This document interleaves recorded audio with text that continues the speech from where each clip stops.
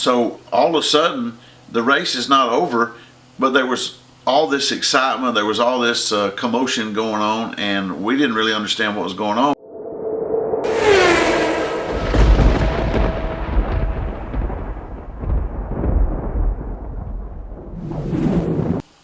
This is one of those stories that if I hadn't been there myself and it happened to me, I'm not sure I would have believed it. It was April of 2011, and I had been invited down to the Barber Motorsports Park. It's a racetrack right outside of Birmingham in Leeds, Alabama, for the running of the 2011 Continental Tire Challenge Series. It was part of the Grand Am Cup Series. They ran like late model Mustangs, Camaros, BMWs. You know, it's one of those races where there's a lot of different classifications of cars on the track at one time. And I had been invited down by my good friend Chris Walker, who, you know, as you've heard before in some of our stories, he works the road racing division of Roush Racing, and he was part of the team with Billy Johnson and Jack Roush Jr. They were in the number 61 car that particular year, and they had some really good success in that particular car. But there was also another sister car that was fielded by Jim Click Racing out of Tucson, Arizona, and it was a 2008 Ford Mustang GT, and it was part of the Grand Sport division. And their car was number 54, which coincidentally was my high school football number, was number 54. So I was kind of attracted to that car. It was red with white trim, and Billy and Jack Jr.'s car was also red, and it was number 61. So it was pretty exciting to be down there that weekend, and we had kind of full access. We had access to the pits, we had access to the garage, what they call the paddock club. You know, we had full passes. Chris was able to get us up in the hauler. We were able to meet some of the drivers. We got to hang out. Now the 54 car, if you're not familiar with that particular car, was driven by Shelby Blackstock and Mike McGovern. Now what makes that car kind of special is Mike McGovern at the time was part of some of the Ford racing driving schools out west. He was an instructor out there, I believe, and he was kind of the Earnhardt of that series, if you will, kind of the statesman. He'd been around a long time. He had a lot of experience, a lot of wins under his belt. I didn't know all this at the time. In fact, I had never even heard that name. But again, Shelby Blackstock was a name that I was familiar with because that is Reba McEntire's son.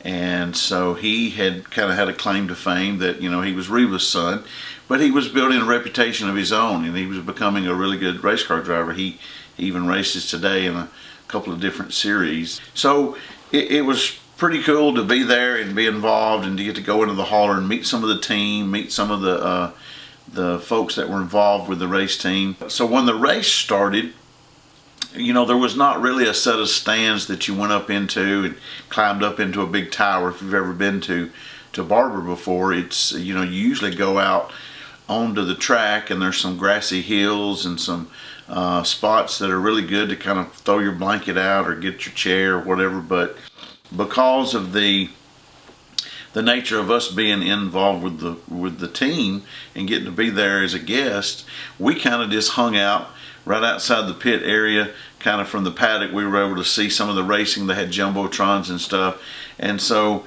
it was just fun to kind of hang out behind the scenes where you didn't feel like you had to watch every lap. Well, the race was drawing to a close. You know, I think it was approximately, they run timed laps or timed races. They run about 2.5 hours, if I'm not mistaken. So they were kind of narrowing down to the last 20 or 30 minutes of the race, and never how many laps that entailed. Well, all of a sudden, we heard the team kind of spring into action. There were some of the team members that had been down in the pits, made their way up to the hauler where the garage area was at, and they had their hauler parked there, and they had a tent up with the two cars kind of pulled in side by side.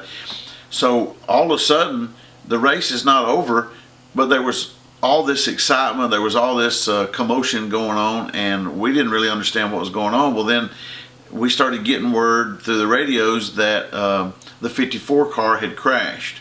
The drivers were okay, but the car was crashed. So just within just a few minutes, here come the drivers. They kind of were pulling off parts of their uniform, their helmets, and you could tell they were pretty pissed. I mean, obviously it was toward the end of the race. They were expecting a good finish, and now they're wrecked out. And so within the next 5-10 minutes, here comes a hauler, a rollback hauler with the 54 car on it, and it's all caved in the front. It's all smashed in. And the team, at this point, they're kind of just dejected. They're all kind of down in the dumps, but they've got to get to work. They've got to start pulling parts off the car, start looking at rebuilding the car, to get ready for the next weekend. So they roll the car down, and they've got everything laid out there, and they're starting to pull parts off of the car, the front bumper. They'll take the hood off where they could access the engine to see if the engine was damaged. Well, some of the crew members started making a small pile of these parts. Well, one of the parts that they pulled off was the right front fender off of the car.